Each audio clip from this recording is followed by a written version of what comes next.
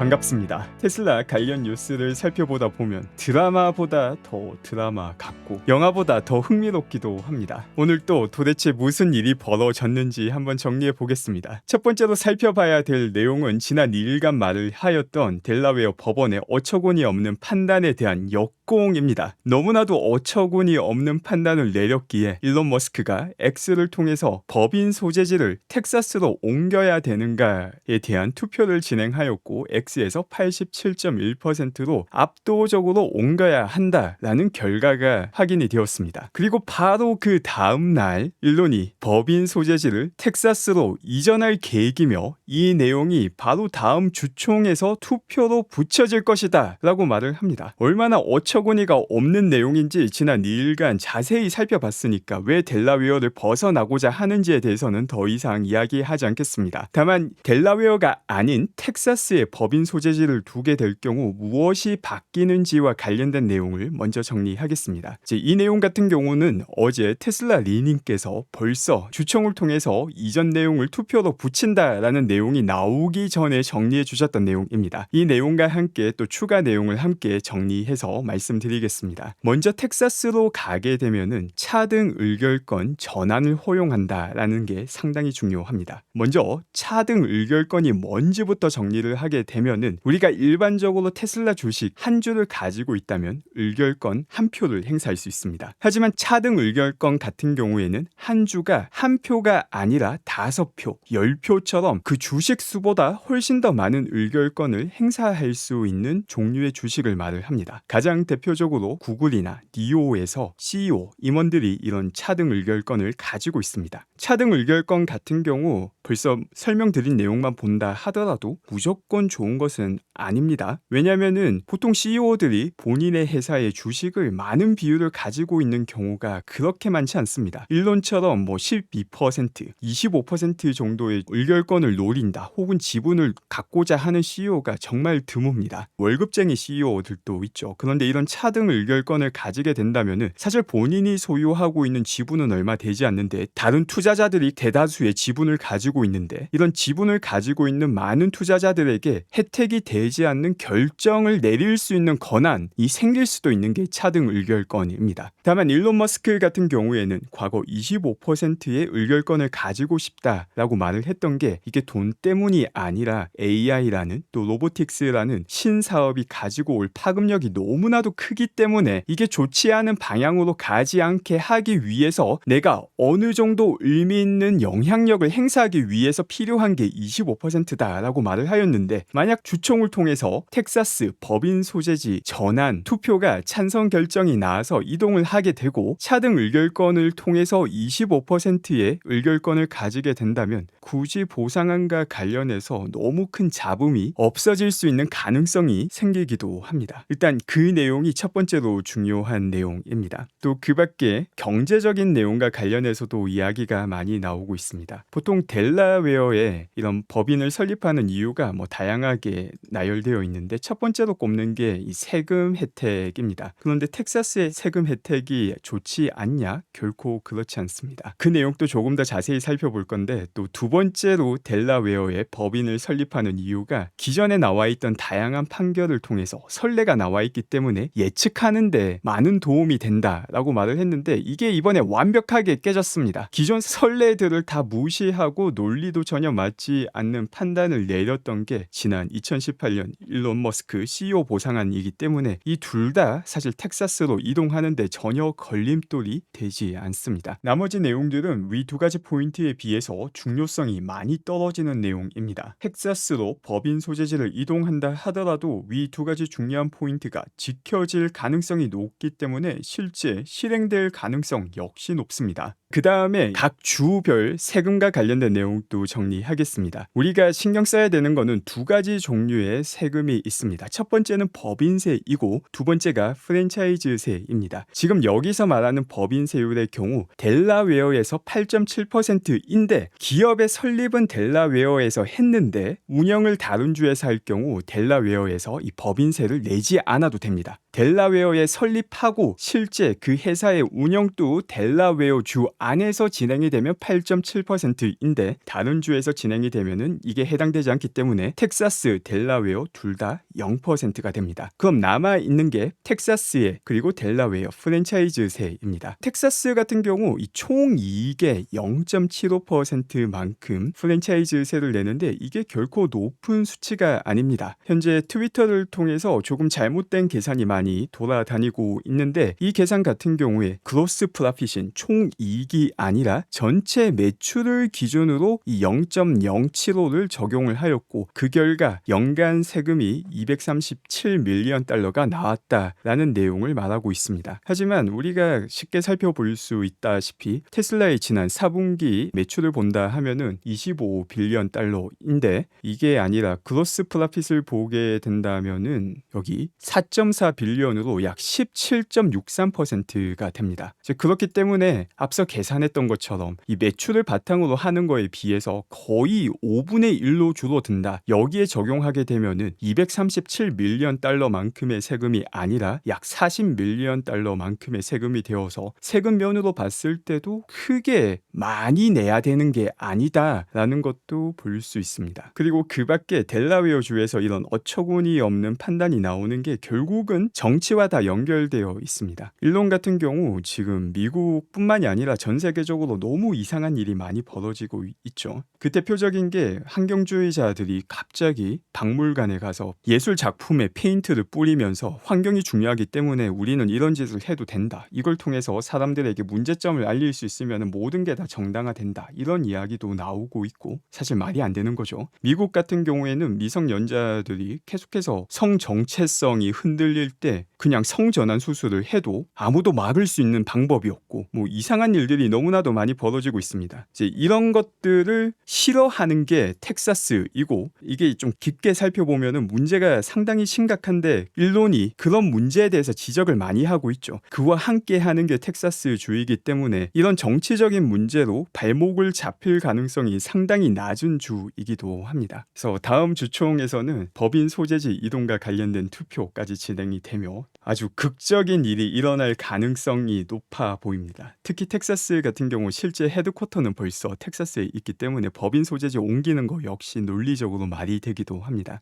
그 밖에 테슬라의 판매량과 관련된 내용도 정리하겠습니다. 전기차 최근 들어서 둔화되니 어쩌니 말이 많았는데 뚜껑을 열고 보니까 미국에서 벌써 1월달 테슬라의 시장 점유율이 상당히 높게 나왔으며 1월 기준으로 지금까지 판매한 1월달 중 최고치를 갱신하게 되었습니다. 1월달 같은 경우 차량 판매가 저조한 달인데 미국에서 이렇게 좋은 성적을 보여주고 있는 것은 IRA가 어느 정도 성과를 내고 있다는 것을 의미하기도 합니다. 그런데 미국에서만 잘 팔리는 게 아닙니다. 유럽 같은 경우도 올해 1월달을 보게 되면은 테슬라가 다른 브랜드보다 훨씬 더 앞서서 치고 올라가고 있는 모습을 확인할 수 있습니다. 지금 유럽 국가들은 매일마다 몇 대가 판매되었는지 리포팅을 하는 국가들을 상대로 나온 자료인데 테슬라가 압도적으로 좋은 성과를 보여주고 있다는 것을 확인할 수 있습니다. 여기에 더불어서 중국 같은 경우도 역시 중국 내 판매만 본다 하더라도 현재까지 최고의 판매를 기록하고 있었다라는 것도 확인을 했었죠. 가장 큰 시장인 미국, 유럽, 중국 전부 다 잘 치고 나가고 있는 상황입니다. 우려와 다르게 왜 이렇게 잘하고 있을까? 지금까지 테슬라가 매년 엄청난 성적을 보여주었는데 그 매년마다 똑같은 우려가 반복되었습니다. 정말 길게 본다면은 한 분기 혹은 1년 정도는 조금은 판매량이 성장률이 둔화되는 분기 혹은 연도는 분명히 있겠지만 그게 꼭 이번 연도이냐 분기이냐 그렇지 않을 가능성 역시 보여주는 초기 자료입니다. 그 밖에 사이버 트럭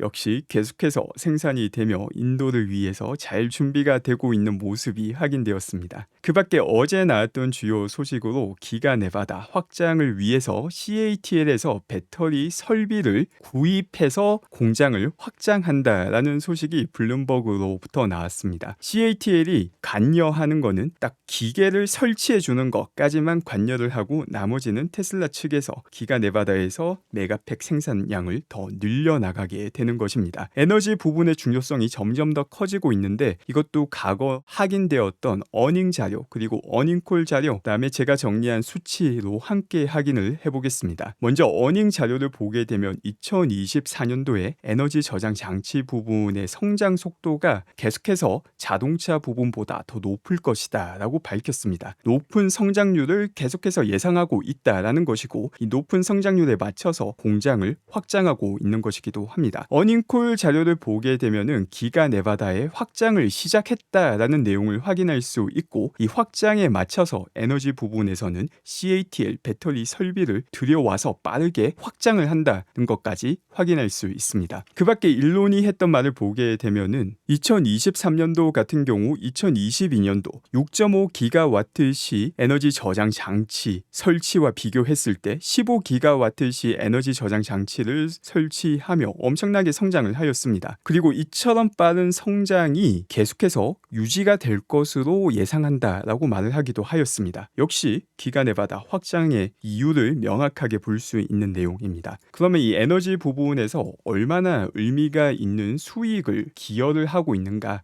이 부분과 관련된 내용도 조금 정리하겠습니다. 먼저 처음으로 보는 이 차트는 매출 기준으로 자동차 판매 매출, 에너지 매출, 서비스 앤 기타 매출을 정리한 내용입니다. 이걸 보게 되면 에너지 매출이 여전히 상대적으로 많이 낮다는 것을 볼 수 있고 전체 매출에서 비율로 보게 된다면 가장 최근에도 에너지 매출 같은 경우에는 보통 5에서 7% 이 범위 안에 들어가 있어서 상대적으로 매출 기준으로 봤을 때 조금은 아직까지는 비율이 낮다라는 걸 볼 수 있습니다. 그런데 매출 기준이 아니라 그로스 프로핏, 그러니까 총 이익 기준으로 보게 된다면 에너지 비즈니스의 중요성이 더 올라가게 됩니다. 역시 왼쪽 차트 같은 경우에는 이 총 이익 수치를 바탕으로 다 정리를 한 내용이고 이를 보게 되면은 원래 에너지가 가장 아랫부분에 위치해 있었는데 서비스 앤 기타보다 높은 314밀리언 달러를 기록하게 됩니다. 그리고 그로스 프로핏 안에서 비율로 비교를 한다 하더라도 7%로 올라가며 훨씬 더 높은 비중을 차지하고 있습니다. 특히 지난 3분기 같은 경우에는 9%였고 사실 그로스 프로핏 기준 10% 이상을 넘기게 되면은 어느 정도 의미가 있는 수준이다라고 평가할 수 있는데 2024년도에 이게 성취될 가능성이 상당히 높고 2025년도 내에는 20%까지도 올라갈 가능성이 아주 높은 게 에너지 부분 비즈니스입니다. 이게 중요한 게 테슬라에서 가장 큰 부분을 차지하는 게 바로 차량이죠. 전기차 시장 자체가 앞서 확인했듯이 아주 가파르게 증가하고 있는데 얘도 계속 증가하는데 거기에 맞춰서 에너지 부분이 더 빨리 성장하기 때문에 전체 매출 혹은 그로스 프로핏 안에서 그 비율이 계속 올라간다라는 거 역시 상당히 중요한 내용입니다. 테슬라가 가지고 있는 다양한 비즈니스, 그 비즈니스 자체가 전부 다 빠르게 성장하고 있는데 그 안에서도 더 빠르게 성장하는 게 에너지 부분이고 이제 2024년도 하반기 혹은 2025년도 상반기부터 에너지 부분에서 나오는 순이익이 의미 있는 순이익을 기록하는 시점이 되기도 합니다. 마지막으로 스페이스X와 관련된 아주 흥미로운 소식이 전해지기도 하였습니다. 바로 스타쉽 자체가 우주 정거장으로 활용이 될 것이다. 스타랩에서 최초의 상업용 우주 정거장을 저궤도로 발사할 예정인데 그 우주 정거장으로서 스페이스X의 스타쉽을 선정하였습니다. 지금 보게 되면 우주 정거장 같은 경우에는 첫 번째 모듈을 쏘아 올리고 그 다음 모듈들을 올려서 연결하는 형태로 진행이 되게 됩니다. 기존에 미국과 유럽 주도하에 운영되고 있는 국제 우주 정거장 같은 경우 이제 곧 퇴역이 얼마 남지 않았고 중국에서 최근 새로운 국제 우주 정거장을 쏘아 올려서 운영하고 있습니다. 근데 스타쉽 같은 경우는 규모가 워낙 크다 보니까 이거 자체가 아예 우주 정거장이 되어버리고 특정 실험을 우주에서 해야 된다면은 이 스타쉽 자체를 그 실험에 필요한 도구들을 모두 다 넣어서 준비해서 바로 지구 저궤도에서 이 실험을 진행할 수 있게 되기도 합니다. 일론과 관련된 더 많은 흥미로운 내용들을 조만간 볼 수 있게 됩니다. 오늘 방송 함께 해주신 분들 감사드리고 오늘 또 좋은 하루 되시기 바랍니다.